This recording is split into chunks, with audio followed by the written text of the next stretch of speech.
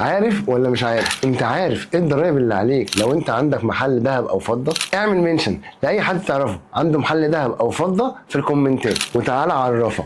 صلوا على النبي كده وادعوا لابويا بالرحمه والمغفره. اول حاجه ضريبه القيمه المضافه ودي 14%، بس خلي بالك على المصنعيات بس خلي بالك ضريبه القيمه المضافه عامله تسعيره للمصنعيات حسب العيار. تاني حاجه ضريبه الدخل ودي على الارباح السنويه بتاعتك، بس بتختلف لو انت منشاه فرديه او شركه. لو انت منشاه فرديه بيبقى فيها نسب وبتتحاسب عليها، لكن لو انت شركه تبقى 22.5% على طول. ثالث حاجه ضريبه الدمغ ودي بتبقى على المشغولات سواء مشغولات ذهبيه او فضيه. رابع حاجه ضريبه كسب العمل ودي ضريبه المرتبات على الموظفين لو عندك. خامس حاجه ضريبه الخصم والتحصيل تحت حساب الضريبه اللي هي بتتقدم في نموذج 41. واوعى تنسى الملف التاميني عشان زي ما قلنا قبل كده الملف التاميني ده ممكن يعرضك لغرامات كبيره جدا. وطبعا مش عايزك تنسى بعض الرسوم الحكوميه زي رسوم السجل التجاري والغرفه التجاريه وبعض رسوم الانشطه المحليه. ولو عايز تعرف نشاطك ايه الضرايب اللي عليه وبتتحاسب ازاي اكتب لي في الكومنتات.